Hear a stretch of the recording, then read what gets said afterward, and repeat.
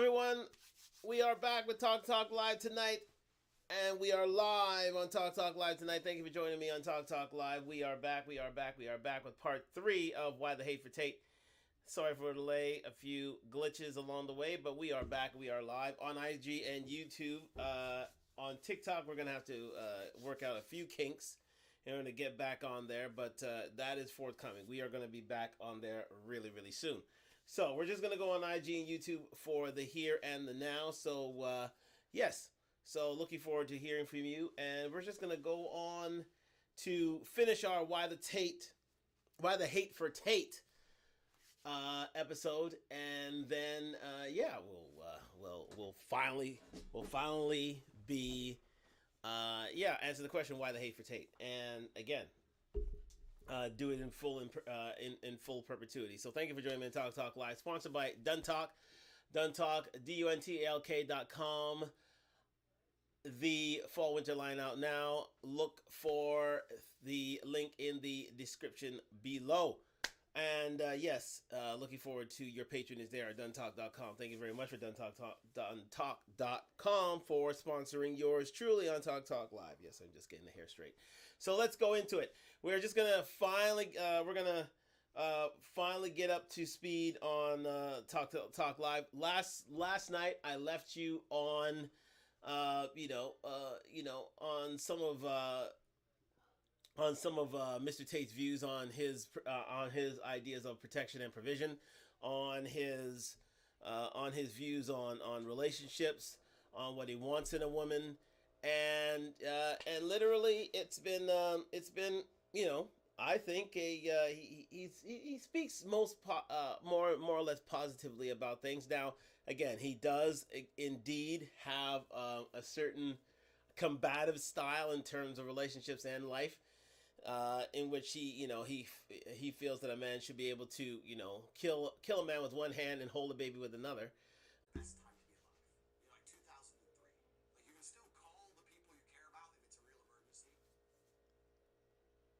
But no one's glued to their phone. Yeah. No one's scrolling social media. No one's trying to take an Instagram picture. Everyone's just at the crappy party, enjoying the crappy party. Like if you go to Dubai and you look around the bar, half the people aren't having fun. They're just purely trying to get Insta stories to look like they're having fun. So it's pure like, okay, so I think that a lot of people now are doing things not because they enjoy them, because other people think they're having fun, and it's more about creating envy as opposed to actually enjoying yourself. If you go on a really fun night out, you don't take your phone out. So when I see someone went on a night out and took 20 stories dancing and laughing and having a great time, I know they're bored. Yeah, they're not in the moment. Do you know what I mean? Because if you really have a great night out, you don't take any stories, and you forget to check your phone. Social media has completely and utterly changed the world. It's changed the way that we function, it's changed the way that we go out, it's changed even the places we go. Social media now runs the world. We live in an attention society, and people will do anything for attention because attention is a currency. You can turn attention into money. Jake Paul is not rich because he's a boxer, he's rich because he used the attention he gets and monetized it via boxing. So in the attention economy we now live in, you have to understand that your attention is valuable, especially as a man. And women are out here today trying to extract your attention from you without returning anything. That's what the male-female friendship is. In the old days, men would give attention in return for sex. But nowadays, men just give attention and don't get any sex back. And that's what you have to be very, very careful of. Your attention is extremely valuable. So for all men out there, if you're following a woman and you have zero chance of being her and she ain't replying to your DMs, stop following her. Like, when's the last time you truly lifted them up? I personally think a lot. No, but that's a good thing, right? That's a beautiful thing, and that's actually an asset. Like my brother is very similar to that. But the problem is, if you live very, very much in the moment and you're not on your phone, I feel like, and I can only talk from the masculine perspective, you're not competitive. Of us. I agree.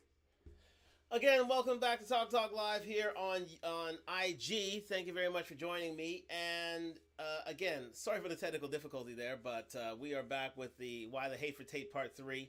And we're just going to continue with our conversation with Andrew Tate on Standout TV, which is a quite riveting conversation that he had there. And we're just going to have that continue on with some of his views on people and relationships. And to be fair, I do not see much of anything wrong with his point of view. So we will continue. I'm actually glad you chose that experience because that's the most important thing a female can do. And I agree with you, and I understand it's a beautiful thing. Because there's no society, there's no world without life. I agree with you. However, I think that as a man, you can conquest as a man. And I think as a female, it's not quite the same. And I'm not saying this in any kind of way that disrespects females. I don't want people to look at this and think I'm disrespecting females. I'm not. I'm saying we have different roles. We do different things. And women give life. Women have a very, very important role. Probably the most important role in society. Women are beautiful creatures that do something separate that men cannot do. I think a top tier male is more unique than a beautiful woman. I think that you get to build an empire. I think that you get to be respected and feared in a way that women never are. I understand that that's a very, very unique human experience, right? Most men never ever get there. The reality of life for most men is absolutely depressing. I completely understand when you talk about mental health. Have you suffered from mental health? Fuck no. No. Absolutely not. Because I understood that as a man, you must build yourself. As a female, if you're going to be But did you not we need to stop going into philosophies and stuff because I'm actually trying to, I want to understand you. Okay. Right. So have you not experienced mental health? No. Zero. Okay. So how do you cope with stress and situations? Express your emotions when you're frustrated or when you're stressed. Good question.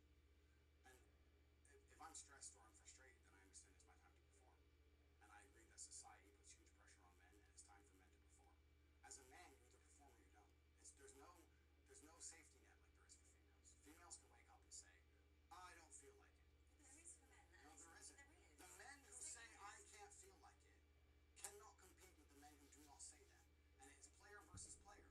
The man who goes to the gym every single day, regardless of how he feels, will always beat the man who goes to the gym when he feels like going to the gym. And it's player versus player. And let me tell you something. As much as you want to sit here and disagree with me, it's women who decide who the winner is. You will choose the man who's in fantastic shape. You'll choose the man with all his money, I right? like the dad bod personally. Okay, well then maybe you're an exception because you're an angel. But in general, we're talking in generalizations because exceptions do not disprove the rule. Females will choose the man who's in fantastic shape. Females will choose the man who's got his money right. Females will choose the man who can fix any problem. Females will choose the man when they can go to him and say everything's, can you fix this? And he says yes without panicking. That's who women want. Women decide who the winner is. Women don't want the man when you come to him with your problems and he goes, oh, I'm too stressed today. Tell me tomorrow. Women don't want that. Women also don't want dickhead. But having your life in order doesn't make you a dickhead. You can have Good points raised there by Mr. Tate, in that part of his reasons why. Now he goes into mental health. Now, if you don't realize, you don't know. Andrew Tate does not believe in mental health. Does not believe the ones who are most successful and those who can't need to work on themselves that much more so they can handle success or stay out of the rat race. So it's more of a dog eat dog sort of competitive environment that if you are able to handle pressure, you are more competitive, and you can get in the gym, and you can get into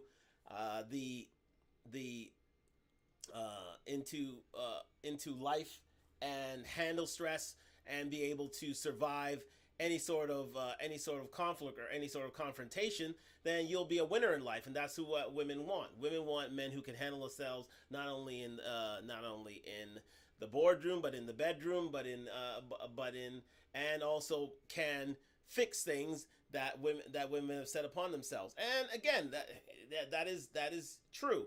Now, again, Cheyenne retorts by saying that they don't want douches or D-heads, but at the end of the day, over time, a man can prove himself to be a D-head over time. But if he's a winner, women will tolerate it. They will literally tolerate a D-head in order to further the life of themselves and their children. So again,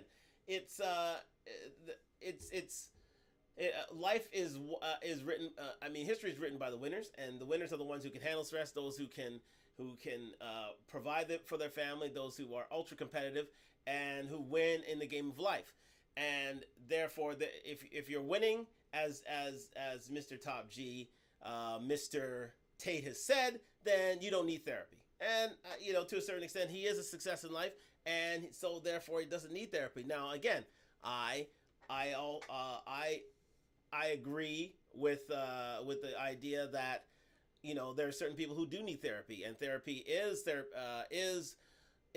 necessary for those who cannot handle certain stresses in life and have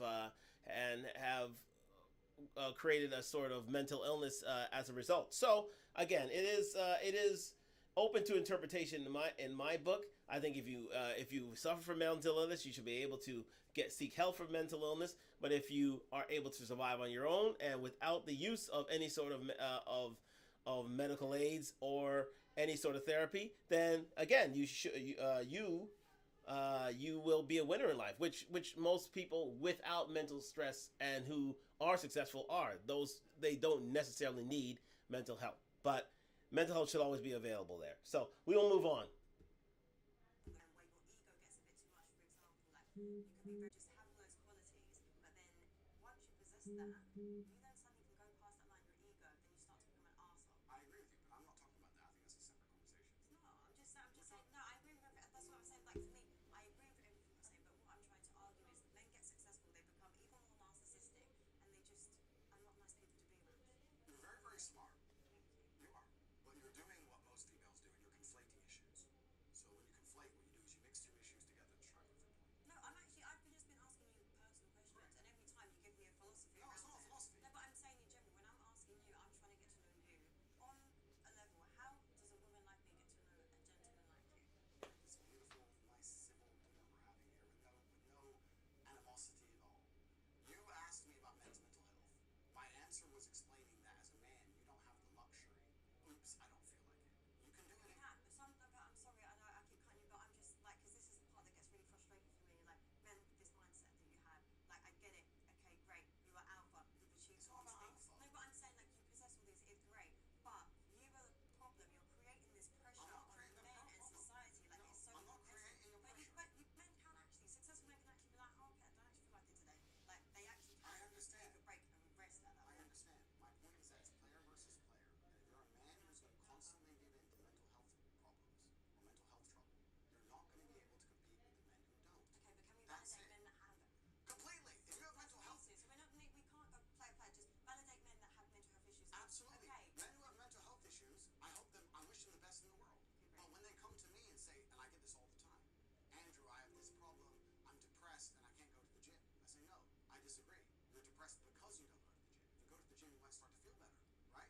I'm saying you can't sit as a man and afford the luxury of saying, I have a mental health issue today, I'm sad today, I'm stressed today, I'm emotional today, I can't work. Because you will lose against the men who don't do that. And the male world is more competitive than you could possibly imagine.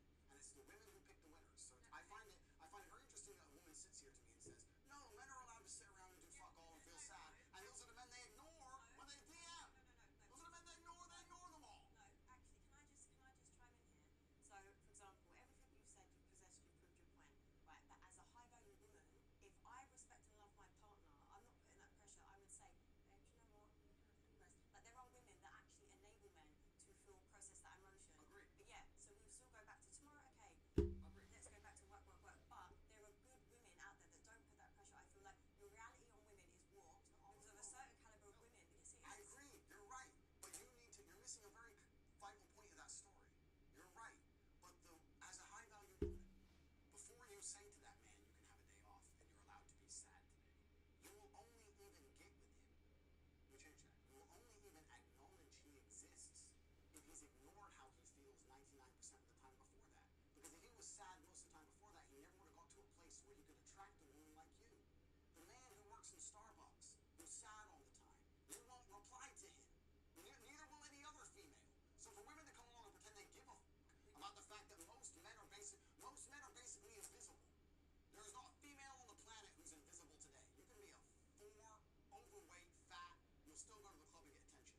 99% of the men go to the club and nobody even fucking talks to them. If they try and talk to a girl, they get blanked and ignored and told to most men are absolutely utterly invisible. This is the truth about masculinity, right? It's very easy for women to sit here and complain about the top 2% of men. Because I've dealt with this guy, he's arrogant, blah, blah, blah, blah. Most men don't even exist. They send True. 10,000 DMs and never even get read, let alone replied to. So if you just sit here and say, I'll get a big G, a boss, a millionaire, and let him have a day off, very nice of you. I'm sure you would. But if a guy who wanted to have days off all the time, he never would have got important enough in the first place to attract a woman like you. And that is the reality. As a man, it's player versus player. It's ultimately competitive. And as a man, you have to outcompete the other men who are prepared to get up and do it anyway. That's how it works. There's no such thing as saying, I'm sad, I need 2 weeks off. Not as a man if you want to be important. Maybe as a chick, you can always put more foundation on and be hot again. Great. Not as a man. If you want to be important as a man, you have shit to do. duties. This is how it exists. This is how it's always been. Very good point there. An excellent, excellent point there by Andrew Tate. I mean, he totally shut down Cheyenne with that. In that, yes, Cheyenne was referring to the fact that, yes, and sorry, I had a one from What's the Topic Tonight. Now, the topic is Andrew Tate. The topic is What's the Hate About Tate? M3 Photography. Thank you for joining me on Talk Live. M3 Photography. Go shout him out. He does some fantastic work. He's done for work for Talk Live. So shout out M3 Photography. So what Andrew has done so well and so eloquently is the fact that Cheyenne tried to come up with the fact that mental illness should be available to men, and men deserve a break from time to time. But at the end of the day, what Andrew came back to her was, and she could not respond to it, is that men have to be competitive to win.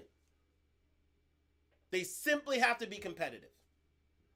There are no days off. There is no time off, especially if you want to attract the woman you want to attract. I came from a man that had to be competitive 24 hours a day, 7 days a week. He didn't get any days off because he knew he had a family to feed. He knew he had a roof to put overhead. You don't get that time off. With women, yeah, okay, fine. You can get a time off or two, and yes, the pressures are there. But it's not as the pressures aren't as much as being a man in order to provide for one's family. There's no doubt about that. And the winners are usually the ones who are constantly competitive and win as a result. And women are attracted to those men. Cheyenne didn't even have an answer for that. She couldn't even answer that because she knows that's true. That remains to be true. Yes, mental health should be there for those who need it, who need the help. Yes, but in order to be successful, you can't have mental health as a crutch. There's no doubt about that. In order to be the best of society, to be that top 1% of men, you need to put therapy to the side and fight for what's yours. Literally, day after day after day, 24 hours a day, 7 days a week, 365 days a year. There's no doubt about that. And he's absolutely right on that. And the only way that women, and that's the only way to capture a woman's attention is if you're winning in life. That's when you're ultra competitive at life. Or even being ultra competitive at the gym to be the fittest in the gym. Women see sympathy for those who are in the gym and trying to make themselves up, and I see sympathy for them, but guess what? Women, for the most part, are attracted to the men who are the winners in that gym. And I've been there, and I've seen that. So as much sympathy as one may have for the male species and those who need therapy, absolutely you should have that available. But Cheyenne cannot tell a man what it takes to be a top man, especially in a woman's eyes. There's no doubt about that. The book's already been written. It's been written for time immemorial. Time immemorial. So not only have to be winners in the bedroom, we have to be winners in the boardroom, but we have to be winners in the gym. We have to be winning at life in order to attract a female to stay with us and to give us her submission. You have to be a winner. It's what Kevin said. In order to be a high value man, you must be a winner. You must be earning $120,000 a year. You must have a group of men who can vouch for you. You must be useful to the group.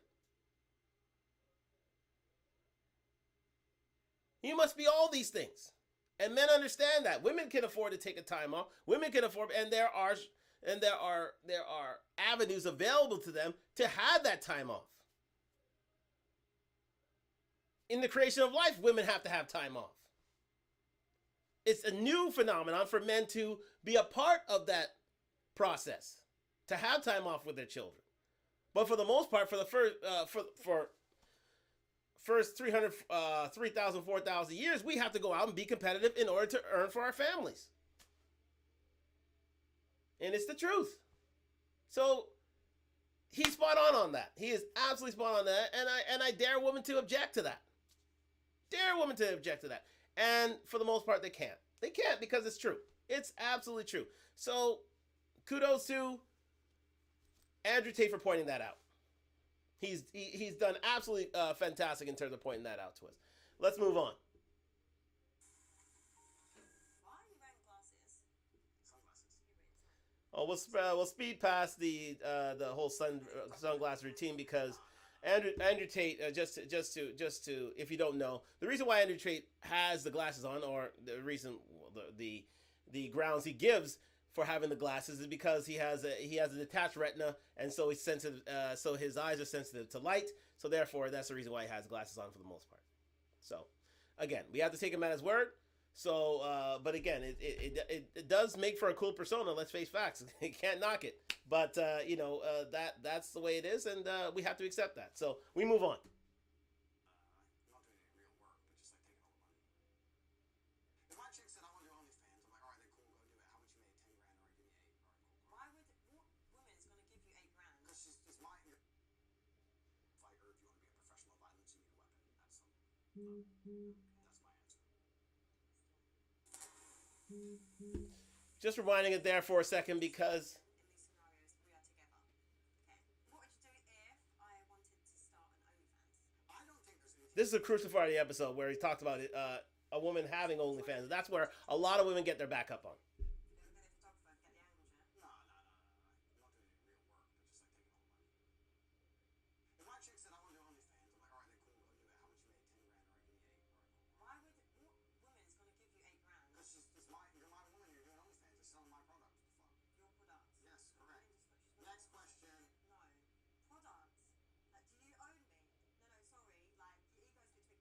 You don't own me. I'm not a product. I'm not an object. Okay, Mr. Tate?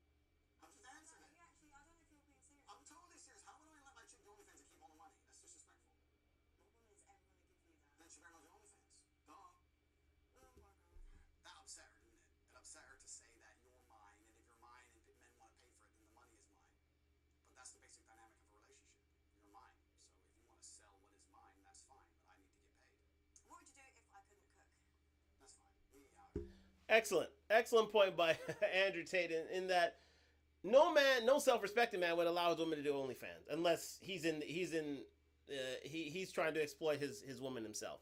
And to that effect, you don't really want to do that because again, that's you not seeing this woman as being the one and only in your life. You want to subject them to other men and to have them as their eye candy, basically. So he's saying that if you're going to be with me and you want my protection and provision, well, you're going to have to give me your money because, well, he's quote unquote my property. Now, again, this is a touchy subject. This is where Andrew really, straddles the line between, taste and tasteless.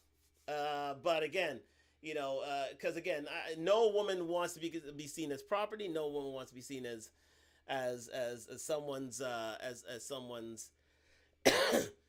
someone's possession. So he does Triple Life fantastic, but he does it sort of to prove a point that he doesn't want his lady in his life, exploiting herself for money.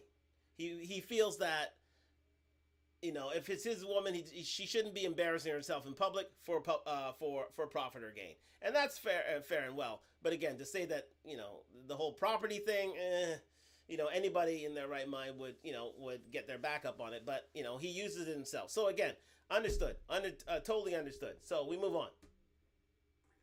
No problem. I haven't had a home cooked meal in years. No way. I eat out every day, 3 times a week. Oh my god. Always traveling, always moving, even when I'm home, staying in restaurants. So. Do you ever want to just settle down? I feel like your life just seems like it's just really fast paced. Do you not want just a nice woman? If she cooks me, that'd be beautiful. But it's not a deal breaker. What if I earned more money than you? Impossible. You never know. Impossible. Really? Literally impossible. Is it impossible? Literally impossible. Numbers don't go that high.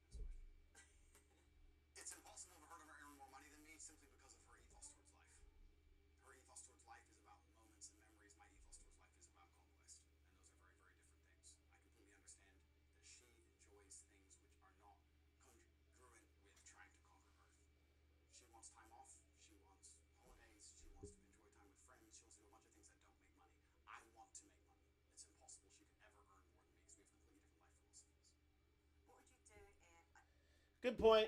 Good point there raised by Andrew is that again he has more of a combative outlook on life. So again, it's very difficult for a woman who lives in the moment and who lives for moments for special occasions and lives for for herself and for others and to be selfless and to be giving and forthcoming that you can be as successful as Andrew Tate because Andrew Tate's all about conquest. Andrew Tate's all about pushing himself to the limit to be the best and the most capable man he can be. And if and his competitive outlook on life literally states to everyone that you know what, I'm here in order to be number one, to be top dog, and if and nothing's gonna stop me in doing that. So he has a total focus on being successful. That's it. For someone like Cheyenne, to have that sort of mindset is it's sort of. I mean, there are women who do that, but again, they lose out on other things. So there is that lack of balance. So, but as a man, you can have that balance. So again, we move on. I didn't like your lifestyle. What aspect of my lifestyle? Maybe it was too flashy for me, flying around too much. Maybe I just want you to just slow down on this and be too fast paced. I understand, and I would respect the point of view. So what are you doing? I don't think I'd listen. My lifestyle got me to where I am, and I'm a sovereign individual who lives in the way he believes true. I would listen and I would understand it and I would do my best to accommodate, but I don't think I would change. If you were to say, look, you can't do this anymore, I'd say, oh, I'm going to do it anyway, sorry. I'll try and make you feel better about it. It's going to happen. What if your family didn't like me? That's no big deal. Not a big deal? Again, totally found out point. I mean, he has as I was saying to you before, she would rather slow down and live in moments and live in and live for herself and for her family and for her friends. Where Andrew Tate is totally driven. He's a driven man, and he does not let anything stand in his way of success. It's a dog-eat-dog world out there. He's ultra competitive, and he wants to be number one. So he can't have any room for distractions, where Cheyenne can't. So again, and that's most women. They have room for distraction. There are a lot of women out there who are very competitive, but even then, there are different stages in life which stop them, including having kids, and they live through those moments. And as a man, Andrew's not having any kids, so he can choose to be ultra competitive, which is fine by most men anyway. So good on Andrew for doing that. But again, that's his take on life. The only person I'm super close with is my brother. Okay. And not in the world. Doesn't matter who the girl is. Doesn't matter if you love her or not. I don't think it's the greatest, best thing in the world. Any dude who's out here is like, wow, 2 pairs of tits. Just hasn't fucked very much. Just who gives a shit. Do you think you've overachieved so much already, this is why you kind of know? Jaded? No. I just think that men who are super, super interested in sex or sexual fantasies and these things are men who are semi-deprived. You have an abundance of food. If you have a fridge full of food all the time, you're going to eat all the time. Sometimes you just don't want to. It's always there, right? If you're starving, as soon as food appears, you're all over it. It's the same with sex. Any dude is like, wow, threesome, okay, I need. It's a guy who's deprived. A guy who has as much as he wants all the time, ain't going to be really that interested. So you're comparing women to food. Okay. Correct. He compared women to food. I don't think he compared woman to food. He compared sex to food. That's one thing Cheyenne gets it wrong. Cheyenne was, she tried to pull a fast one there. Said you compare women to food. No. He compares the sexual act to food. And if you have enough sex, then you don't truly need that sort of, you don't have that sort of craving. So therefore, you can concentrate on other things, including being success in life. And if you didn't know about Andrew believes in semen retention. He believes in no fap. He believes in no masturbation, especially when it comes to life and when it comes to different type of quote unquote conquest. So he totally shuns it, and he believes that if you have enough sex, you won't need that sort of temptation. You won't need a temptation for sex. You won't need a temptation for masturbation. So therefore, those are the type of focused men that get things done, which I totally agree with. If a man can have an abundance of sex anywhere he wants, and satisfy that sexual need, then he won't crave it as much. So therefore, it's a thing that he can go to from time to time, satisfy his need, and then move on and become the best person he can be. And there's nothing wrong with that. Again, I stand here. I can't object to anything that Andrew said in terms of love and relationship. I cannot object to it. I can't. I literally can't. The only thing I can object to is his stance on mental health. That's the only thing. But other than that, he speaks to most men. He does. 80-90%. Now you know why he's so popular. Now you know why Kevin Samuels is so popular as well. Same thing. He's of the same mindset. It's just he takes it to a certain level. He takes it to the nth level, Andrew Tate. But Kevin Samuels spoke to the same thing. He was a man who reasons, and he wanted people to get together and make things work and build relationships. Where Andrew Tate's all about being competitive, being the best you can be as a man in the financial realm and in the combative realm, and that makes one successful in the world itself. Yes. If I was going on girls' holidays every other month, I'd have to shut that down. I think it's disrespectful. would you go on holiday? We're not actually going to go there with this bullshit, like Bullshit. double standard shit. This man has so many double standards, like it actually doesn't make sense. I think he honestly believes like his own rubbish. It's not double standards. Yes, it is. There's different standards. But I'm saying, but if you're out every month doing this, doing that, Correct. I'm going to do the same to No, keep no, myself no. entertained No, and occupied. no. Yes, and what you think I'm going to wait at home for you Yes. and just wait there and look like an idiot, then probably see you up You don't on look like- Instagram. Here's this lifestyle, do that, and see you with those You don't people look like around an you. idiot. You No. look like a loyal woman, as you should.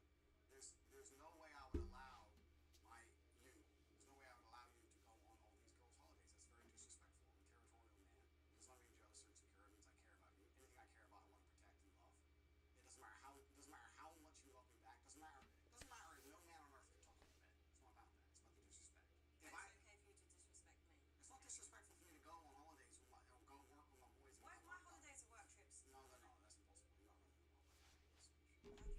I know these things. Don't lie to me. This is what I'm saying, that big money. Don't lie to me. It's absolutely disrespectful for a woman to be with a man and then want to run around with her girls and pretend she's still single. She shouldn't even want to. The fact she even asked to go in and of itself is disrespectful. I shouldn't have to tell her not to do that. Listen, I'll call. Again, perfect example. Single women keep winging single. Why would you want to go out with your girlfriends every other month? A man would deeply, he would find that suspect.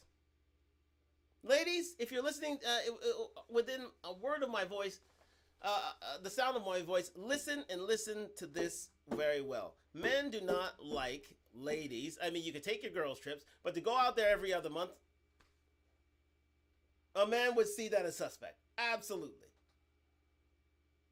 Now, again, he's going out every other month, but again, he's taking a more, one could say, a different look at things in that, he should be able to go out and do what he needs to do, but a woman has to stay at home for him because she's the loyal one. Again, that is a more of an old school sort of ideal. Absolutely. That goes without saying. And you can take that as you will, but if you're in a relationship with him, those are the parameters of the agreement. There it is. That's what you signed up for. Now, a lot of women wouldn't, but to flip it over, for a woman to go out every other month with her girlfriends, you might as well consider yourself single. Just consider yourself single. Do it. You might as well consider yourself single. If you're going to be going out with your girlfriends every other month, men will not take that. Men will resent that. Men will see that as suspect. They will see that as suspect. And we will call you on it. Absolutely. Why are you going out every month? Why can't we be together? Why aren't you here for our family and our children? Why are you living with these other girlfriends? As they said, single women keep women single. That's a single woman's life. And you are well and truly available to do so. But the fact of the matter is, men aren't going to take that. They won't. They will not take that. They will not take that. And we will move on in the process. So, again, it's something to really consider. All of my girls are going on a girls' holiday just to piss you off, mate. What if I went on holiday? See, if you're going on holidays to piss a man off, you might as well stay single. You might as well stay single. Because that's a single woman's life, to go on holiday every other month. That's a single woman's life. She doesn't realize that. She wants to turn around on a man and say, okay, well, if you can do it, I can do it. But if a man has to go away on business, what are you to say about that? If there are ladies who go away on business, so be it. But it's in a business parameter. You're not going on girls' trips to throw out thirst traps, to live a quote-unquote single lifestyle. Men aren't doing that. We're going out to work, provide for family. Now, again, if options appear, that's within a man's discretion to either take them up or not. But if a woman is going out with her girlfriends on girls' trips, guess what? Men are not going to take it very well. They're not. They're not. So you might as well stay single. Do us all a favor. Stay single. Twice a year with a girl. You wouldn't want to. I definitely wouldn't. We go on holidays together. We go places together. When I have to go places with just the boys, you stay home. If you're not going on girls' holidays, it's disrespectful. I find it disrespectful. It's like a slap in the face. How is it? Because why would you want to do that if you're with a man you love? You wouldn't want to do that. I shouldn't even have to tell you not to do So that. you're gonna have me just at home looking stupid whilst you're doing that How do lifestyle? you look Yeah, but I'm stupid? saying if you're just gonna go up and do that.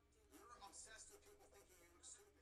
No, people will look at you and go, wow, she is a loyal wife. But that's for you and not me though. But this is for your, it's not about obeying. Yeah, it is. She loves her man. She doesn't need to go on none of these girls' holidays to Ibiza, run around being a hoe. She's over How all am I that being shit. a hoe? I think it could just be like women just go on holiday to have fun. And No, they don't. Women don't go on holiday just to have fun. Women go on holiday to put themselves out there, to let men know that they are available, single, and obtain the thrill of still being single, even if they're in a relationship. They want the thrill. And that's a single woman's life. Andrew Tate is absolutely right about that. He's absolutely right. Men don't want, if you're going to go out, you should be going out with your family,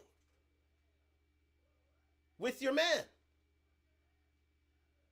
If you're going out on a girls trip every now and again, so be it. But to go out every other month, that's completely suspect. Men are not going to take that. No chance. No chance.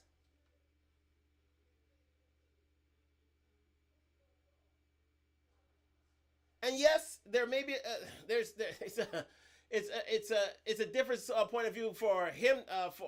Listen, it's a double standard that Mr. Tate creates in saying that, okay, my guys can go out, my guys can go out and do what we need to do while you ladies have to stay at home. But at the end of the day, those are parameters of the life that they live. If you don't like it, again, you can leave. But if he's providing a certain lifestyle, guess what? Most ladies will take that. They will take that. No matter what you say, no matter what you do, and if you leave, somebody else will take your place. Guaranteed, ladies. Sorry. Especially for a guy like Andrew Tate.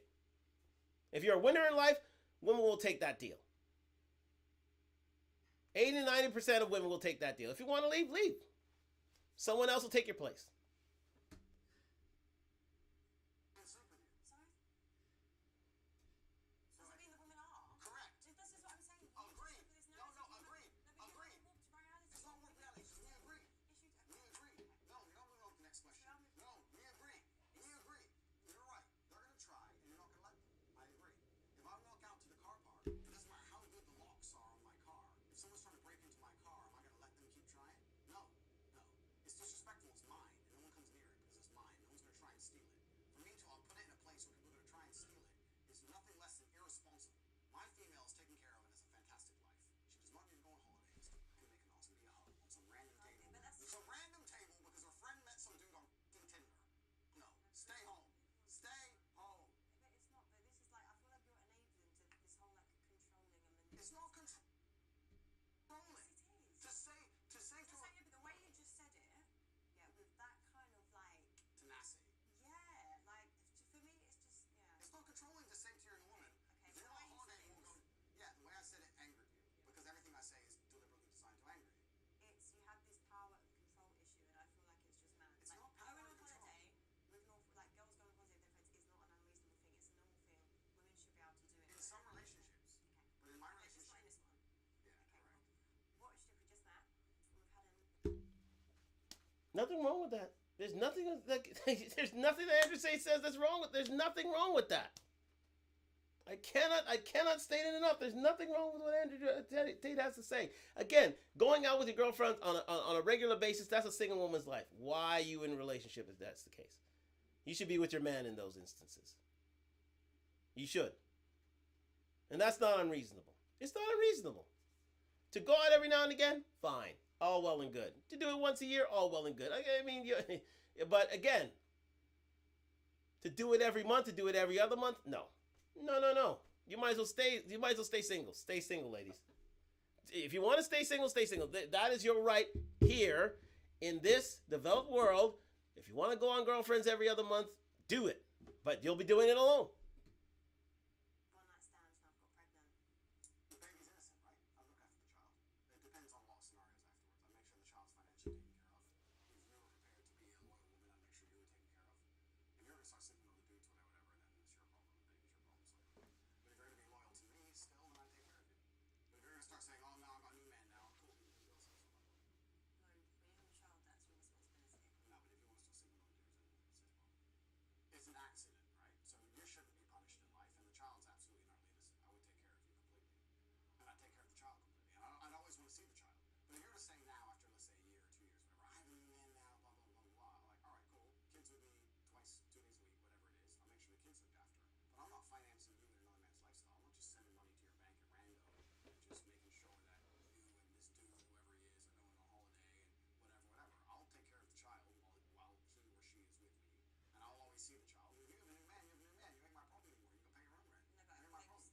you still need to cover some sort of responsibility there. It's not Some asking sort. to pay my whole rent. I'm just saying. Okay, some sort, yeah, but some sort is a No, reasonable what I'm saying, balance. I agree with what you're But saying. then they're gonna come along and say, "Oh, you're rich, give me 10 G's a month," and you're fucking some next dude. The answer's no.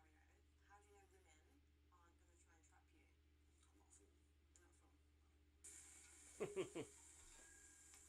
I'm not a fool. You're not a fool. Good question. All right. Yeah, I do. You don't. Do you like receiving it? Oh, no, I gotta continue with this. This is good. Absolutely. Another one. So, my dear, listen. Here we It's go. been a long evening. It's been very enjoyable. Let's not start talking about how men and women are different again. You know, you're yes, I'm no, it's fine. We're opposites, okay? It's how it should be. Women are supposed to do certain things that men can't do. Women are very talented, beautiful creatures. You can give life, we can do that. It's fine. You can give head, we can't do that. This is not for the G's. I don't know who's out here doing this, but it ain't me. Like, I'm sure there's plenty of men out there who do it. You don't want to please your woman, though. There's plenty of ways to please a woman without doing that. And that's a big factor. That's a good one, sectioning. Maybe for you, I think that it's possible to please a woman without it. It can be. Okay, so I don't think it's something that is conducive to a healthy relationship. It's not something I'm very interested in personally. Maybe I'm crazy. Okay, so again, this is something where where we differ. This is all about preference at the end of the day. You know, he doesn't like giving head, and she feels that if anybody's giving the head, it's the lady, and he doesn't like giving head. That's his preference. That's preference. He doesn't realize that 80% of women only come, only are stimulated through through oral stimulation. Let's just leave it there. Through oral stimulation. So again, if he can get through that without doing so, hey, all the power to him. But you know, that's how most ladies get their kicks. So that's something that he has to definitely, you know, either change his mind on or keep his mind the same. That's all well and good. But there you go. Something to think about. Definitely something to think about. It's fine. I know, crazy. Yes. No. You wouldn't. No. Why? Why the fuck would I? Like to maintain like a good relationship. What? What is this? These lies and like. That's a lie. It could be like a good woman. Let's talk about masculine and feminine friendship. I understand why you'd be friends with an ex. Because you can gain things, right? You're friends with that man, he might, I don't know, occasionally buy you some dinner, or he might pick you up, or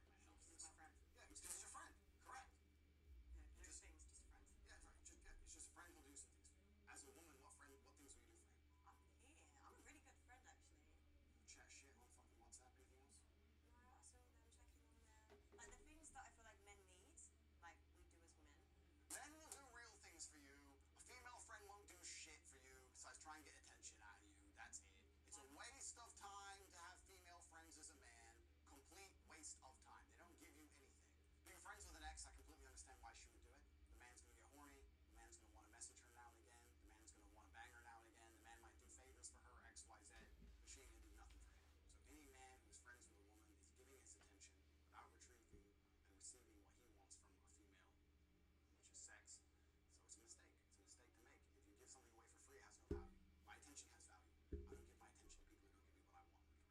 It's a waste of time. What's she going to give me? Advice? You think I need advice from some ex? What are your advice? She's going to do nothing but sit there and go, hey, babe, and send me the selfie trying to get attention again. I see her as a liability. I see her as something for me to pay money for someone to pick up, someone to defend if we randomly get an attack on the street, someone to give a shit about without any exchange. What she give me? Exchange, advice. Advice? What dude is getting advice from chicks? What dude is getting advice from girls? Any man who sits there and goes, my life ain't going right, let me text some chick, is a dumbass. He's a dumbass. How is it dumb? Because you should go to your boys, your team. No, because boys do this weird, toxic alpha. It ain't toxic. I can't object to what he's got to say there, guys. I really can't object to what he's got to say. I really can't. Men will not run to their lady friends for advice or help.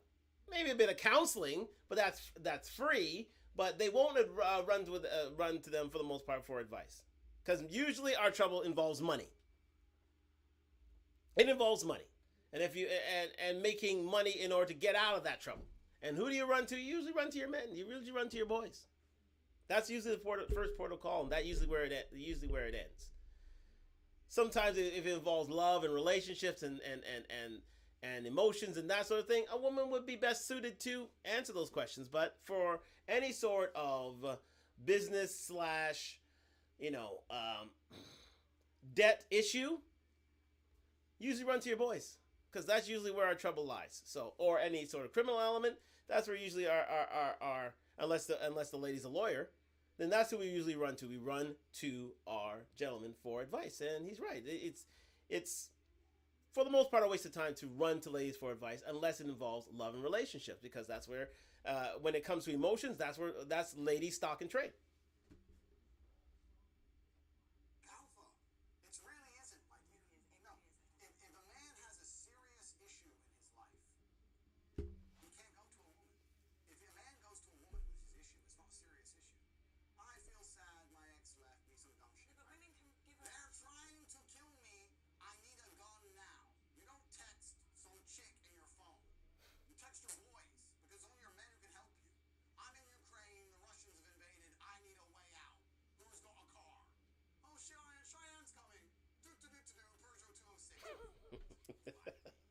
No, the women can't help you. And women cannot help That's you. an extreme situation.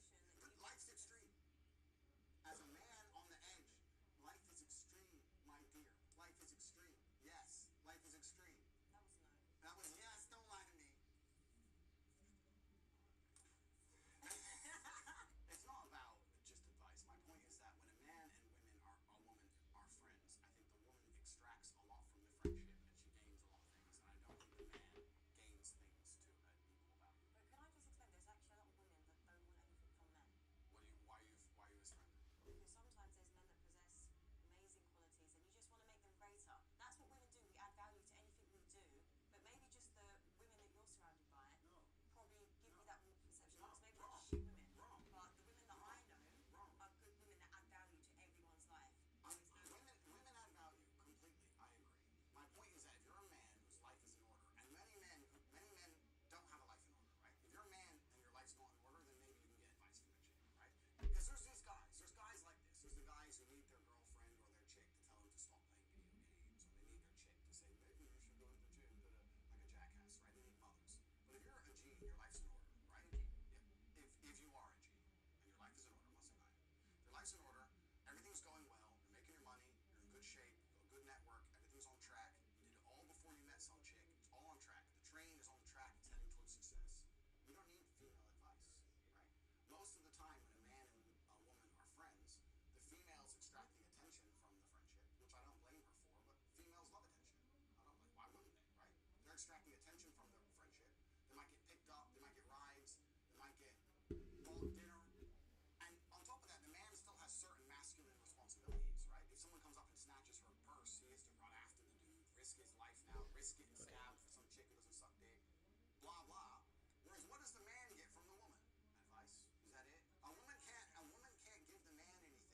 outside of a romantic relationship. Inside of a romantic relationship, she can give him love, she can give him care, she can give him protect his spirit, she can add peace to his life. Yeah. That's what we can add. As a romantic partner. Women can just do that as a friend. No, they can't. That is a lie. You lied to me. A woman who is not romantic with the man cannot add genuine peace Yes, to they that man's can. life. Yes, they Fucking can. lie. Yes, they can. Who are you lying to? Okay, but this is what I'm saying. But you just think women are only good for like, just if they're there sexually. It's not about being there sexually. Yeah, It's but about because they've just like you a woman's job is to spiritually protect her man. But you can do it with a friend. You can also do that. Listen, I pray for all of my friends. Your perception of women is messed up because maybe it's just the certain women that you know. Stop trying to pretend I know bad. No, but I'm saying, that's clearly what it is. That's clearly what No, it is. it's not. Because there's plenty of other good women, and this is why for me it's exhausting explaining this to you because there's so many good women. I can't obtain anything I'm interested in from a friendship with a female. There's no hard feelings to girls. I don't have any female friends. Not one. So it's just more because men would want to fuck their friends. Men do want to fuck their friends. That's a separate. Okay, so that's why. No. Okay, that's what it is really. No, that's a separate argument. That's a completely separate argument that we can go into if you want. Every single man wants to fuck his female friend because if all these girls go, he's just my friend. Yeah, put on 20 stone, see if he'll stop you. Fuck no. Oh yeah, protect your spirit when you're fat. Oh, you can't do it anymore. You lost your spiritual powers, now you're ugly. Isn't that funny? Well, how'd that work out? It's bullshit, man. The man's trying to get laid, and the chick's enjoying attention. And I'm telling you that as a man, you obtain nothing from a female friendship. You obtain nothing but responsibility without authority. You're gonna sit there and say, I'm her friend, I'm gonna take care of her, I'm gonna hang out with her, I'm gonna take her to the cinema, buy her a ticket, and she's gonna go home with some other dude. Stupid. I'm not saying I won't be polite to be, hi, nice to meet you, good to see you, goodbye. I'm never gonna be like, hey, let's go for dinner. We're just friends. Why? But friend dates is a thing. This is like, no, but this is what I'm saying to you because it needs to be normalised because if you don't have any female friends, you're just basing all your philosophies on just women that you don't even talk to. Men who pretend to be friends with girls are just trying to get laid because there's nothing else to do with a friendship with a girl but trying to get laid. It's just some beta male bullshit trying to pretend to get laid. Okay, If they were G, they'd just try, she'd say no, and then move on with their life. Yes, they Okay, I've got a long list of good male friends, so we'll just agree to disagree on this. Put on 10 stone and text them. Good point. Good point. And I think I'll leave it there. Because I think we got the gist of Andrew Tate's argument, and that's it. And that is, and his last point was that men usually don't call on women unless it's their area of expertise. Let's say that unless their area of expertise and they've gone through the experience for advice.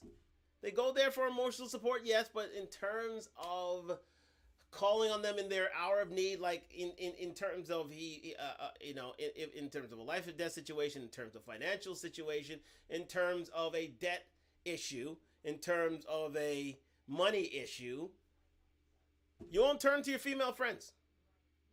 You will not turn to your female friends unless you are truly truly desperate and this lady has money, but again. And is able to pay that person off. But usually that person is your girlfriend, period. You're not going to reach out to another girl who was your friend for years and ask her for money and ask her for a loan of a large sum that may cost your life. Yes, he's right. He's right. So again, in synopsis, now that we've come to the end of that interview, pretty much, and we've gone through 3 episodes, do I see anything wrong with Andrew Tate? No, I don't. I don't see anything wrong. I don't see why the hate for Tate. I don't see it. Because this is the reason why he's hated for the most part, for the masses, is that he may be considered a male chauvinist. He may be considered a man who does not see women as worthy of his presence or his time unless it's involving love, relationships, and sex. But he has a lot of coaching. He puts forth a lot of coaching points. And you can see why he's so appealing to men. Because most men would agree with these ideas. They would. A man is supposed to protect and provide. A man is supposed to be the most competitive he can be. Men are not allowed to take breaks. Men should be there to. Men should not tolerate women going out on vacations and such on a regular basis. Men only have female friends for potential sexual relations. Yes. Or unless they're work colleagues. Yeah, there's nothing. I don't see anything. Why the hate for Tate? I don't see it. I really don't see it. And now we can move on to another person who doesn't see that, and that would be, where is she there? I just saw it here on Talk Talk Live. Bear with me one moment. Hold on just a second. I had her here.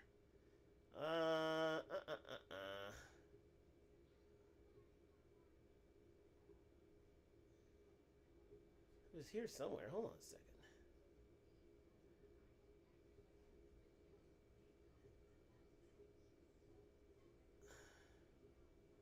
Wow. What? Oh, maybe it's at the front? No. Unbelievable. I don't have it. Why don't I have it? Okay. Hold on just a second. Just a second. Let me search this up. I can't believe I didn't put this here. Things in... Hold on. Let's do it this way. Thank you for joining me on Talk Talk Live. Like, subscribe, comment. We're on the road to 1,000 subscribers. And we're sponsored by Dun Talk tonight. Duntalk, DUNTALK.com. And the link is in the description. Hold on just a second. Let me grab this here. Okay. Yes.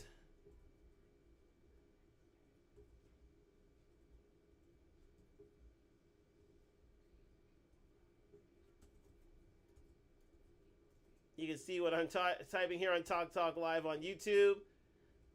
Here we go. And you know of which I speak right now. Let me just get this here. Yes. Here we go. Yes, just Pearly thing. She has some views on why on Andrew Tate being banned, and the fact that he shouldn't be banned in the first place because he's just pointing out a man's point of view. So I'm going to play that for you now. Just Pearly Things is one of the bigger, bigger spaces in the just let me explain what Just Pearly Things is. Just Pearly Things is a person who's literally blown up the manosphere / black manosphere / MGTOW red pill space, and her views have been seen as quite controversial, especially against women. And she's a woman herself, a white woman who has been a child of a successful multimillionaire, and who has professed that a lot of what men have to say has to be listened to in order for women to win at life. So again, she is seeing the views of Andrew Tate put out there, and she can't understand why this man was banned. So she's gonna display those views now. Absolute misogynist. He said, "I'm a realist, and when you're a realist, you're sexist. There's no way you can be." Let me go back a little further on that. He stated on Twitter in 2017 that women belong in the home and that rape victims bear responsibilities for their attack. After Twitter permanently banned him from the platform, Tate has grown a following for his advice videos to men. Many of them have sexist territories. On one YouTube video, Tate described himself as an absolute misogynist. He said, "I'm a realist, and when you're a realist, you're sexist. There's no way you can be rooted in reality and not be sexist." In the statement of The Guardian, Tate characterized many of his videos as parody, stating he was playing a comedic character. Internet sensationalism has perpetuated the idea that anti-Semitic when nothing could be further from the truth, he said, adding that he has donated to charities benefiting women. "I am genuinely innocent." Tate was a vocal supporter of former President Donald Trump and has appeared on a number of right-wing podcasts, including shows like InfoWars hosted by Alex Jones. More recently, Tate has become impossible to avoid on social media, and the time of his ban from Meta platforms, he has gained more than 4.7 million followers on Instagram. TikTok has also banned Tate's official account on their platforms and is working to remove content related to him that violates guidelines. Videos using hashtags related to Tate have been seen more than 12.7 billion times. Misogyny is a hateful ideology that is not tolerated on TikTok. A TikTok spokesperson said, "We've been removing videos and accounts for weeks, and we welcome the new other platforms taking action against this individual." So let's talk. I am a woman, okay? And I am not. Again, so basically she's laid out Andrew Tate's history on social media platforms, the reason why he was deplatformed and demonetized, and the where he stands with things now. And she's about to outlay her take on Andrew Tate as well. So let's go with it. I am not offended in any way by the shit that Andrew Tate says.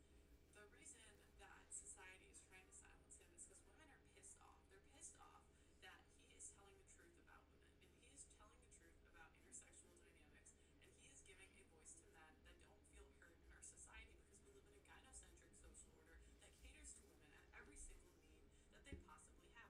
Women are bailed out of every bad decision that we make. And Andrew Tate was just bringing light to that.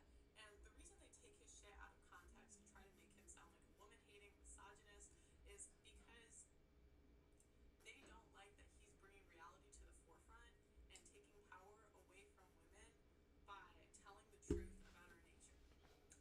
Women are bailed out of every bad decision that we make. If we sleep around, what happens? We have birth control. If we use birth control, we have abortion. If we have abortion and we end up homeless, there's women's shelters. Like we are always bailed out of bad decisions. And when Tate was coming to the forefront and saying, telling men that it is okay to have standards, you don't have to date fat women, you don't have to date old women, and you don't have to date single mothers. And I don't take those women seriously. You don't have to either. Pause it right there. Okay. That message is the same one Kevin Samuel is. Now, let me say this. Just Pearly Things is a huge devotee of Kevin Samuels. Huge. She appeared on his show at one time. She absolutely adores his viewpoint, his views, and I think to a certain extent that's the reason why she's in the manosphere in the first place, because of what Kevin Samuels had to say. I think that is her teacher and her, her guide into the manosphere was Kevin Samuels. And what she's saying is true. Women are bailed out of their bad decisions by society and by men. She's absolutely right about that. And the fact of the matter is, she is right. Andrew Tate gives voices to the voiceless. Voices to the voiceless, especially because again, as Ms. Tate, as Ms. Pearly Things eloquently put, we live in a gynocracy. To a certain extent, we live in a gynocracy, especially in the developed world. Not so much in any patriarchal society, but definitely here in the developed world. It tends to be a gynocracy where things tend to favor females in terms of big ticket items, and in terms of the justice system, and in terms of, and in terms of the court system, especially the family court system. So, she's absolutely correct in what she has to say. So she can understand the reason why that Andrew Tate was banned in the first place. Because again, he's giving voice to a voiceless. But no, I can see why.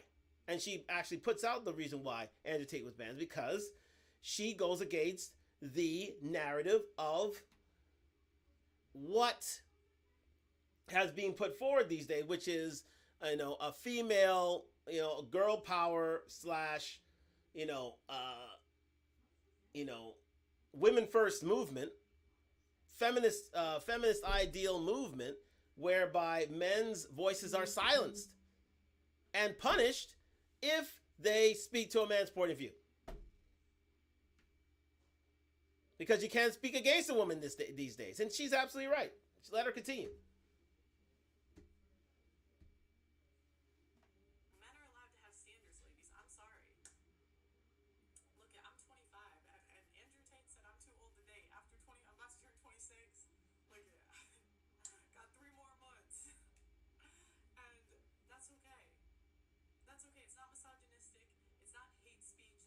It doesn't mean that they hate women. It just means that the world is harsh.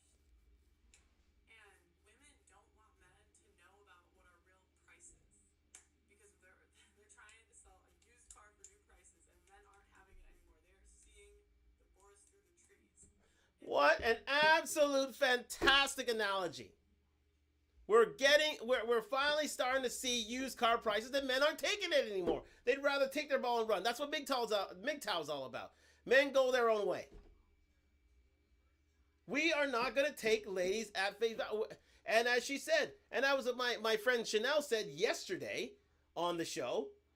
Both of her children, aged 26 and 24, I believe, are married. They're out of here. They're done. Because she raised high value women, and they have moved on towards marriage. And usually, if you're a high value woman who is again fit, feminine, friendly, cooperative, submissive, they're going to be gone early. Especially if you're a good looking woman, especially if you're at least an adjustable 6 and up. You're gone early. They don't waste time with those women. They put the marriage proposal on the table, and they move on with things. Women who exceed over, because again, as Pearly Things points out in her other shows, 90% of women's eggs for pregnancy are gone by the time they hit 30. So it's always good to marry younger. Always good to marry. The fertile women are those who are 30 and under, who are in that 16 to 30-year-old range. Now, again, we're not marrying 16-year-olds here, but usually if you're of the age of majority, which is 21 in most of the world, those are the ladies that are usually the ones that are first snapped up. They are first snapped up, especially if they meet all those requirements, as did Chanel's kids. And that's what Pearly Things is saying in this video. And that's why she's agreeing with Andrew Tate. She can't understand why he's being banned, but the fact of the matter is he's being banned because he's speaking against the female narrative. He's telling women what they need to hear, not what they want to hear, and they don't want to hear. They want to be coddled, they want to be controlled, they want to be told they're single, independent, they don't need a man, and they want to be told that the feminist ideal still reigns supreme. There it is. And men are not taking it anymore. As they said, as Just Pearly Things just said, we're seeing the used car prices and we're not taking the deal, including myself. I don't have any kids with any woman out there. I'm not having any regret. I'm waiting until I have built myself to a point where I can afford a top model. I don't want to be. You see, you're gonna get me involved with that. You're gonna say I'm being, misogynistic and such. So I don't want to compare. I don't want to be objectifying women. I don't want to do it. I'm not gonna do it. So, but we're seeing what women are truly worth, and we're not taking the deal. Let's say that we're not taking the deal. Let her continue.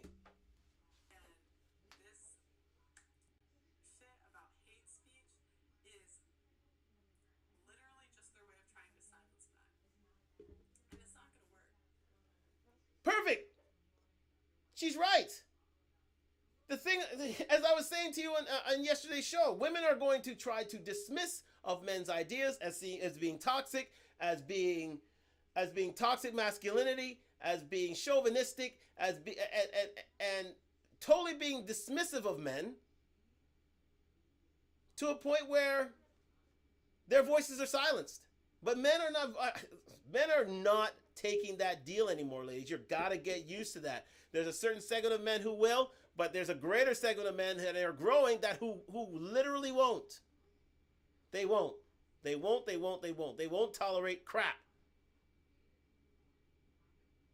And we've been living under the guise of feminism for years where we've had to take crap. But I'll tell you something, men aren't taking that anymore. They're not. They sincerely are not. So you ladies have to get used to that. And you guys, ladies, have to realize that this is a numbers game. And it's in the advantage of men to make the decision. We make the decision in terms of love, relationships, and marriage. When it comes to sex, that's where the ladies come in. Absolutely. But some women still think they can put the cart before the horse. Not so. Not so at all. Let her continue. Because there's women like me speaking out that aren't with this shit. There's more when you what do they say? When you try to cut one head off, like two grow, it's not gonna work. And he's showing the world for what it is.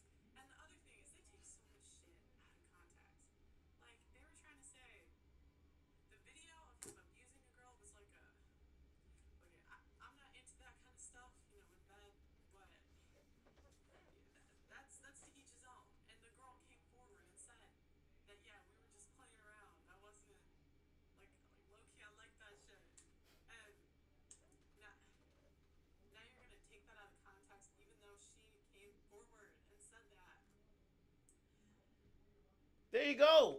That's the involving the sex scandal involving Andrew Tate, because he saw that he was human trafficking women and keeping women out keeping women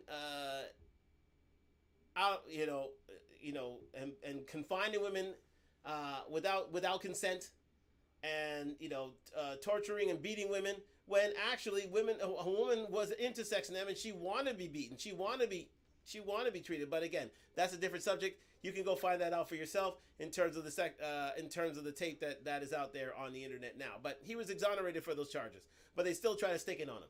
But that's why they try to play gotcha with him at every beck and turn, because they don't want to see a masculine environment in the developed world. They don't want to see it. It's everywhere else, but they don't want to see it here. They don't want to see it here. It goes against the feminist movement. It goes against the LGBTQ S2S environment that we have now, especially in the developed world. It goes against that. Totally against that. If heterosexual males had the society they did 20 to 30 years ago, you saw what happened. You see what's happening now. Some would say for the better, some would say for the worse, but that's what's happening. For a lot of people in the manosphere, they say it's for the worse. Some say it's a more tolerant society. You decide. But to limit men and their voices and their views to forward another agenda is wrong. Especially when men are the ones who move society forward. Heterosexual men move society forward. Whether you like it or not. We continue. Look, I'm a woman. Andrew Tate is not sexist. There is some shit he does I don't really agree with. He had a party where he invited all of his girlfriends together. I wouldn't do that. I wouldn't do that. I wouldn't really want to have a family where the dude is cheating all the time. But the man has worked his whole life to earn the right to do that. If he wants to do that, that's fine. It's not misogynistic. It doesn't mean he hates women. It means that he is a powerful man that wants to do what he wants to do. And the women want to do it too. So, who cares? Who cares? It's not misogynistic. He doesn't hate women. And the other Again, a very good point. If a woman wants to participate in his brand of sex, in his relationships, that's up to them. That's their choice. Don't punish him for it. That's free speech. That's free will. That's free choice. Why are we punishing a man for saying the things he said? Because it goes against a feminist agenda. They see it as toxic. They see it as toxic masculinity. They see it as negative and combative. When in fact he's just stating a point of view that most men have. So they're having us tamp down and sequester any sort of, man's point of view. But the fact of the matter is, it still goes on. It'll still go on, unfortunate, because men are voting with their feet these days. If women want to shut us down in terms of media, in terms of social media, in terms of any sort of media or any sort of platform of any kind, that doesn't come to mind right now, but men are going to vote with their feet, and men are going to make decisions that work for them. And if it doesn't work for certain women, tough titty.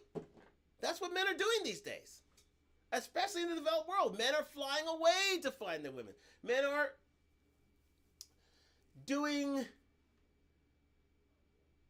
flying away. They're walking away. And they're being more discerning in terms of who they choose. Much more discerning. Because they're not taking bad deals anymore, ladies. That's one thing you got to realize. Unless a man is totally desperate, totally hard up, totally, simping for ladies, and he's into that sort of thing, men aren't taking these sort of deals. They aren't. A lot of men aren't, including myself. It's a growing population. It's an absolute growing population, and you have to get used to it. Because men will not take anything less I mean, a certain amount of men. I say the 50% of men. I don't know. There's the bottom 50% who, who are liable for anything, which, drag the whole the whole gender down. But at the end of the day, I mean, those high value men, those men who are high achieving individuals, they are not taking anything less than fit, feminine, friendly, cooperative, submissive. They're not taking it. They're not taking it anymore. Men with choices, men who have worked their lives in order to make themselves the best person they can be, they are not going to take crap. They're not taking crap. They'd rather walk away than take crap. Then take a bad deal. Then take a used car with a lot of miles on it. They'll walk away from that deal. And that's where youth and virginity and lack of city girl 304 promiscuous ideals come in. If you are any of those ladies who are 304 girl or a city girl, chances are you have a shelf life and then you're done. And you're done sooner than your shelf life would appear to have. Sooner. Because men don't want 304 girls. They don't want city girls. They never did. So you will last as long as your youth lasts. And once your youth has done, heaven help you. Because figuratively and literally, soon enough, these ladies are for the streets. Thing they take out of context is he says that 18 and 19-year-olds are more attractive physically because they haven't been with as many people. I'm about to be 26 as a 26-year-old. That's true. When I was 18 and 19, I was virgin. I'm not a virgin now. It's more attractive to be a virgin. It's not fun, but reality is going to hit you in the face at some point. And you get ladies can either live in delusion and demand men love you as how you are, or try to become what they want. Those are your choices. And you can live in delusion and just say, I can sleep with as many people as I want. I can get as fat as I want. I can have kids with another dude. And someone's going to accept me. Or you can listen to the men and say, maybe I should change to become more of what they want.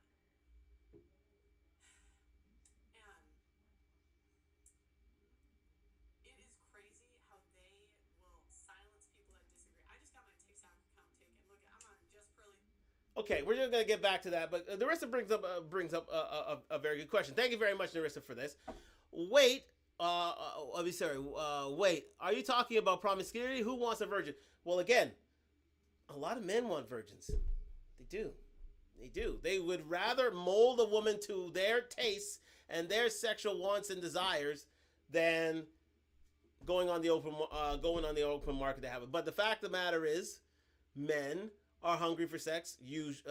For the most part, are hungry for sex. So they will take the latter dude. But if given the choice, yeah, they would take a virgin. Absolutely. It's different. It's sort of an inverse idea than what women want in a man and what men want in a woman, right? What women want in a man is experience. Is a man who can literally come in and, doesn't have to be told and can take control in the bedroom and can do the work. How does one change back into a virgin? Good question. Well, again, a lot of people say they're born again virgins. A lot of people say they're, born again Christians. You can try, but once the die is cast, the die is cast.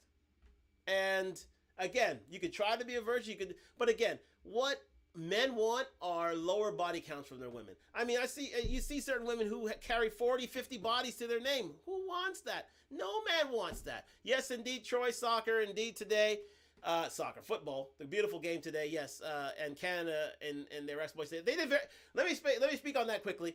Canada did very well today. They did very, very well. They did very, very well against the Belgians, and they gave a good account of themselves. If they took their chances, then they would have gone much further. But unfortunately, they did not take them.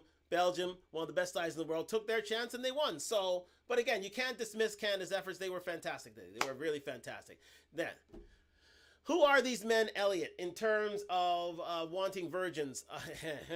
High value men. I'll tell you that. High value men want women with less body counts. Yes, yes, yes, yes, yes. That's who these men are. I think the lower down the income bracket you go, then the more willing they are to compromise for whatever female comes their way. If you're an average guy, let me see.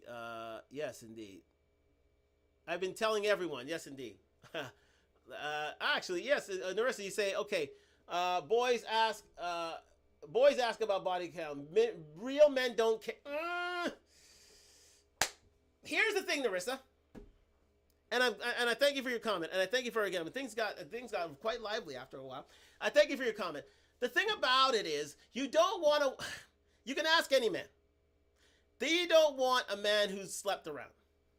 I mean, they don't want a woman, who slept around. My bad. They don't want a woman who slept around. They don't want a woman who's been promiscuous, too promiscuous to a point where her reputation is already out there.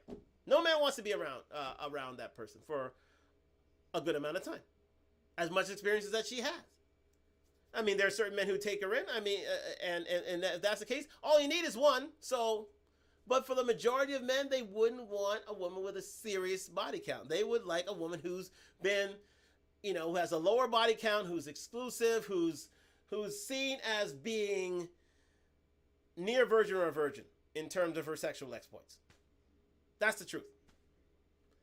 Canada Guns surprised everyone. Yeah, indeed. Canada Guns did surprise everyone, Troy. You're absolutely right. Canada did a fantastic job today, I got to say. It's too bad that Davies, his free kick was absolute pants, really. But they gave a good account of themselves, and I think they gave Belgium all that they can handle today, and that's all you can expect. Women never give the real answer to that question. Of course, they'll never give the real answer to that question, because if they gave the real answer to that question, Troy, thank you for your comment, they would be on the outskirts of things. They have to lie about that. Men have to lie in terms of their position in life and what they've gone to in life, unless they're high value. Women have to lie about their body counts. Yes. Yes, yes, yes, they have to lie about their body counts. If you ever looked in an Araco episode, they have to lie about their body counts. They don't want to know that men. They'll never reveal how many men they've slept with, because if they do, they know that men would be considering them more or less a very promiscuous lady, and would see her in a lower light. Yes, for lack of a better word, they will see her as a hoe. There it is. They would. Women never get the real answer. So they have to lie. Men have to lie about their position in life, their standards in life in order to get women, and women have to lie in terms of their body count to get men. That's the inverse relationship. That's the inverse relationship. Women will never tell a man truly how many people she slept with. She'll tell people that she is not a virgin anymore. But she'll never go into depth as to how many women she slept with, because she doesn't want people to see her in a negative light. And that's the truth. That's the truth. But if you are close to a virgin, if you're fit, feminine, friendly, cooperative, submissive, guess what? You're snapped up. You are the first to go. Usually a lot of these 25 to 26-year-olds, there are not many bodies on them. Yes, they go through this quote-unquote hoe phase, this 304 city girl phase, but usually they keep that to a limit. Very much a limit. And at the end of the day, those are the ladies who get snapped up. Chanel, how are you? Her daughters, I was just mentioning her today. Chanel's daughters were married at 26 and 24 years old. Why? Why? Because they were groomed to be high-value women. Groomed to be that way. They were fit. They were feminine. They were friendly. They were cooperative. They were submissive. I've seen the pictures, and I can tell you straight up, no wonder they got married. I have... There's no doubt I know why they got married. Because we stopped counting. See? Narissa stopped counting. Thank you very much for your comment, Narissa. Of course you stopped counting. Why would you count? Because you know if you kept an account of these certain things, it'll count against you. It'll literally count against you. You don't want that. Those are state secrets you don't want to get out. You do not want those state secrets to get out there. Because if you do, you'll be seen in a different light to men. There's no doubt about that.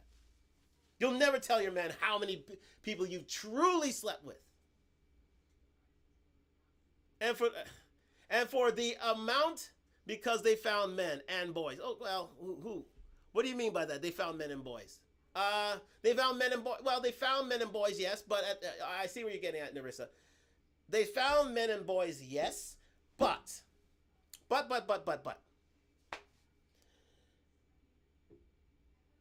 They don't want, if a man asks them truthfully how many people you slept with, you don't want to get into that discussion because you know it's going to end not so well. It will end badly. It'll be a long discussion. Because a man will get self-conscious. He can't believe that she slept with so many men and this and that. Not to say you have, Larissa. No. Not to say you have. But in general, I'm talking about in general here, right? We need to come to... men would never agree with certain women's body counts. They'll never agree to it. We have a few comments here. Oh, it's getting livelier as the show goes on. Let's see here. Nah, social work. We ain't, nah, social worker. We're not good at math. I like that one. Very good, Narissa. Yeah, we're never good at math. Yes, indeed. Yeah, indeed. It was it. STEM. Science, technology, engineering, math. Yes, exactly. Leave that to the guys. No, I can't say that. Let me see. No, my daughters got basketball players. Well, yeah, they got basketball players. Sure, but it's okay. Thank you for your comments there. My oldest daughter do TD bank jobs. Okay, well there you go. They do TD bank jobs, but I'm sure that they were raised to be high value women, Chanel. They were raised to be high value women, and men recognize that from the start, from the jump. We recognize that. We see it. We sense it. Not to say that promiscuous ladies, well, let's say this. Promiscuous ladies, if found out to be, have to deal with the consequences for their choices. And she said exactly to that. Yes, indeed. But Chanel raised her daughters to be high value women. They were snapped up immediately by these basketball players. Snapped up immediately. Fit, feminine, friendly, cooperative, submissive, gorgeous girls. I'm sure, and I've seen some of them. They are those adjustable sticks and up. Believe me, and they're gone. They're gone. They don't stay on the shelf. They don't stay on the shelves. They don't stay in the dating market for long. Most in sports mature quicker. So they had men mentally. Okay. You got to explain that one to me. Narissa. You got to explain that one to me. But this is what we're dealing with. And that's why I say, why the hate for Tate? Andrew Tate's saying things that most men would agree with. It just so happens it goes against the feminist, womanist, LGBTQ squared narrative. It goes against it. So they rather shut it down. Well, again, he spoke about COVID. He spoke about, New World Order and these sort of things. And those were irksome. But at the end of the day, what really got him canceled are his views on women. That's what Andrew, he was seen as misogynistic. That's what got him canceled. And I don't know why. Because he's just professing a man's point of view. So a man's point of view is not seen as tolerable unless it goes incongruent with the female agenda, which is sad. Most in sports mature. Okay, so we already had that, which is sad. It's very, very sad. A man can't be a man anymore. He can't put his viewpoint out there for the world to see because it gets shut down. It's seen as toxic. It's seen as misogynist. So unless it's co-signed by a feminist agenda, then it's totally dismissed, which is sad, which is very, very sad. But we'll finish up with Just Pearly Things commentary. Things number 2, so go follow it. Just Pearly Things Okay. And I'm not misogynist. I'm a woman. You can't say that I hate women. So they can try to silence the messenger, but if anything, this is just going to bring more attention to the message. And the message is that men are allowed to have standards. Men deserve to be heard. And like, stop listening to these hoes. Stop listening to these hoes. They don't even know what they want. So, anyways, like the video. There you go. So she's literally saying, just probably thinks this message ain't gonna end, and you're gonna find a lot more men and women joining the manosphere, joining the movement, because they realize that men haven't been heard for, I would say, the last 20 to 30 years. I would say since pretty much the 1990s. The noughties and over that have been that has been the age of the gynocracy. That has been the age of the gynocracy, where a man's standards is seen as second tier to a woman's standards, which is sad. I still have 2 kids to raise, and I'll do the same. Thank you, Chanel. Do the same. Yes, because you have been successful in raising your first 2. Very successful. You raised high value women, and they are married now. So you know what, you should be opening up a femininity school, because clearly it's working. And you know who needs it? I ain't gonna say who truly needs it, but I know who. There's a group of women who need it badly. And to be fair and frank, a good amount of them are our own women, our black women. We got to put it out there. We have to call a spade a spade. Not being racist or anything and such, but yes. How do I raise a boy? Now, this is where you need masculinity in your life. You need to have your father around. Yes, women can do a job in terms of raising boys. Hold on just a second. I just saw yesterday on hold on. Yes, we can go here. I just saw yesterday on the Just Pearly Things channel, speaking of the devil, this one statistic on single children parents and single parent children. Let me just pause this. I just went to her page right now. If you're watching me on YouTube, you can see this now. I want to go to her videos because she did a show yesterday. I'm totally with this Just Pearly thing. She has such a lively conversation. Shout out to Just Pearly thing. She's just doing a fantastic job. And well, it's not happening to a man, to a boy. But okay, if it's not happening for their father, you need to get people in there. You need to get male figures in their life who can help raise your boy, because they're going to need it, because they tend to take on a lot. Believe it or not, a lot of these guys take on a lot of female tendencies from not having a man in their life. I never regretted the fact that, speaking to you, Chanel, I never regretted the fact that I didn't walk away from my nephews with whom I live right now, because they had a male member of the household every day going to work and being an example to them. That is indispensable. Indispensable. You need to have a man in their life on a regular basis. Once you have that, then that's half the battle won. It really is. It really, really is. And that's why I thank every day that I'm around these nephews of mine, so they can see a male image on a regular basis. I'm thinking the husbands from my I'm thinking the husband from my daughters. Oh, yeah, why not? That's a good point. Why not? Absolutely. Why not your daughter's husbands? Absolutely. If they can be in around them once a week, or you could take them to take him to them, once or twice a week, so they can learn. Absolutely. Because that is indispensable. Men need men in their lives to teach them how to be a man. You can learn certain things from a woman, yes indeed, but there are certain things that only a man can teach. Only a man can teach.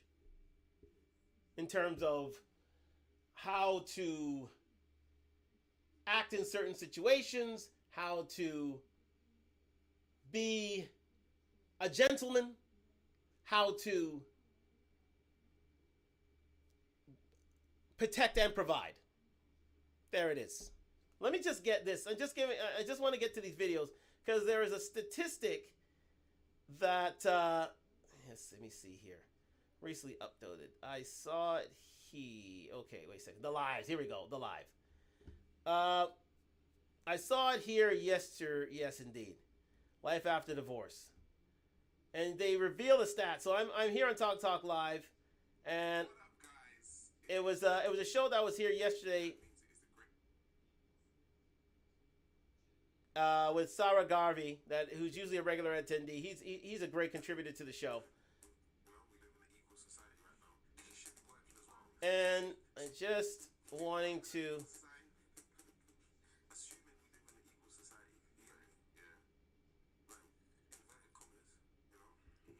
I'm just gonna try and find it for you here. Just 1 second.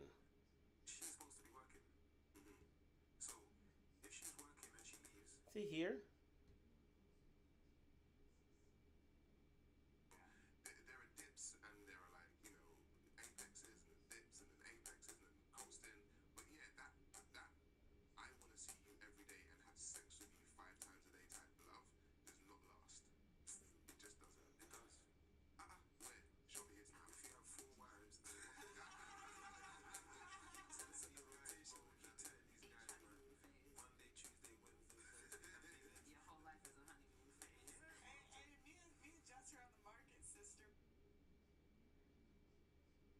Just trying to find it here.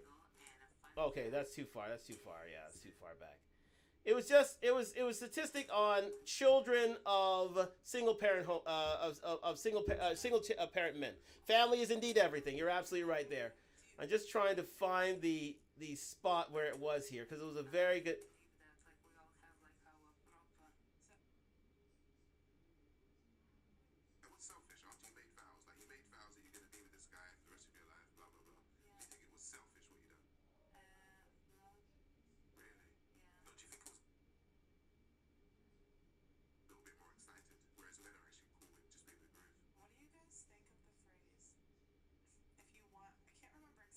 Where is it now? It was just here. But there are certain statistics. I can't find it now. I wish I could. But I want to keep the show rolling. But it was a statistic that was very harrowing and very much against not having a man in the house on a regular basis. I think their statistics were huge in terms of having single parent children going to jail, single parent children not succeeding in terms of the job market, single parent kids failing in school. All these things were, left to be desired in terms of single parent children. I just want to get that quote because it was absolutely fantastic. Let me see if it's here. Hold on, back up here. I don't know. I guess there's kind of like a little bit of like an afterrush after being in a relationship for a long time. I'm trying to think about it. God damn it. Whether, Wow. It was here. It was so here. A lot of men get to the point where they just say, you know what, I'm not doing this. And it seems like they're quote unquote deadbeat dads, but it's not. It's just that they're not willing to jump through all the hoops that the woman's actually putting in front of them to jump through. it's like a control thing. Yeah. The problems are from where? Single mother. There we go. Here we go. Here we go. Okay, if you hear me on Talk Talk Live, I'm going to replay this part of things. Thank goodness. Or would you prevent that at all costs? So hold on. Let me just pause this here. Let me just read these comments out. Family's everything. Good point. Or would you prevent that at all costs? You mean in terms of seeing or prevent what? Prevent the kids from your child, your male son from being with your sister's husbands?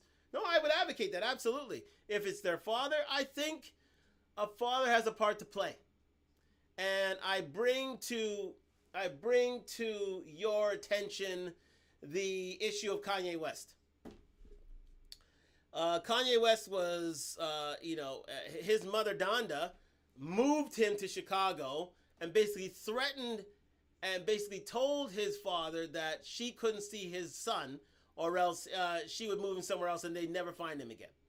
So he forced the separation, and that left a hole in Kanye's life. Yes, he was totally devoted to his mother, but his father was in his life and left a hole for him to a point where he had to go through counseling and seek his father out in order to, make his life whole again. Oh, okay, fair enough. In that situation, I mean, let me play the statistic quickly. But in that situation, you need to get him. In that situation, he needs to see his dad. Yes, I should do a topic on that. I should do a topic on Talk Live in terms of single parent fathers and what to do in these certain situations. Thank you for bringing that up to me. To me, Chanel. That's a really good idea. Because again, there's a vacuum in terms of kids with in single parent homes and their fathers who are in jail. And yeah, I think I should do one of those things because again, it is a huge problem. To which there are not a lot of male role models out there, but they're out there. But you have to find them out. Now, one of the better ones would be indeed something close to home would be your daughter's husbands. Yes, absolutely. It goes without saying because we don't want to go down this route. I'm going to play for you now. Hold on just 1 second. Let me advance this for a second. Actual fact, well, I'll tell you the facts. 90% of single parent homes are headed by women. 90%, right? 63% of youth suicides are from single mother homes. 90% of homelessness and runaway children are from single mother homes. 71% of high school dropouts are from single mother homes. 70% of youths in operated institutions are from single mother homes. 80% of all youths in prison are from single mother homes. 85% of children who show behavioral disorders are from single mother homes. 80% of rapists with anger problems are from where? Single mother homes. So like Spell says you're putting it. Let me play that for you again. I don't think my audience here on Talk Live, thank you for joining me. Like, subscribe, comment. We are on the road to 1,000 subscribers. Thank you for joining me on IG and YouTube. TikTok is coming. Let me say this. It is imperative, unless you have a ready-made male role model nearby you, to find that male role model for single parent children, especially males. I'll show you those statistics again. I'm going to rewind it again.